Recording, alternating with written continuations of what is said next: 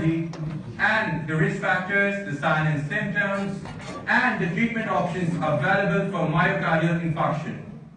Now, to begin with, first we'll discuss what is myocardial infarction all about. If you go at its word meaning, myocardial, that is the muscles of the heart.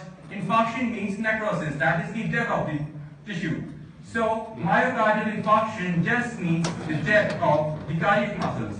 Now, we will discuss what caused this death. That, like I said, the formation of localized necrotic areas within the myocardium usually follows the sudden coronary occlusion and abrupt cessation of blood and oxygen flow to the heart muscle. Prolonged ischemia, that is more than 35 to 45 minutes, can often lead to the irreversible damage and necrosis of the myocardium.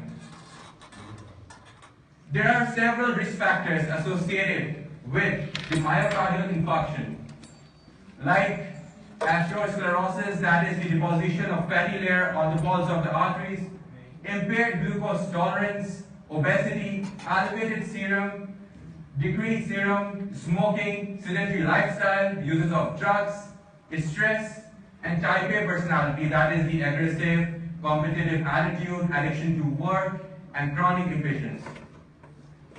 There are some other factors also which can't be modified. That is, a person who is more than 45 years of age is more vulnerable to myocardial infarction. From the studies, it says that Americans, Africans, and Latinos are more vulnerable to this.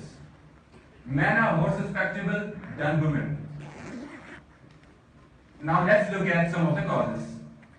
MI results from the occlusion of one of the coronary arteries, which can be due to atherosclerosis, like I said. Coronary thrombosis, that is the formation of a clot inside the coronary artery. The platelet aggregation. Sometimes the platelets, they aggregate to form a clot-like structure, which can lead to the blockage and further to MI. Coronary artery stenosis. The decreased flow may be because of some hemorrhage or some shock.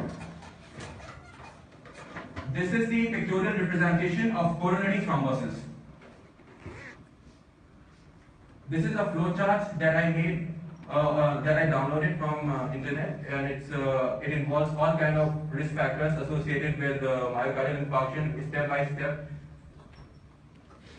MI always occurs in the left ventricle due to the occlusion of the left anterior descending artery.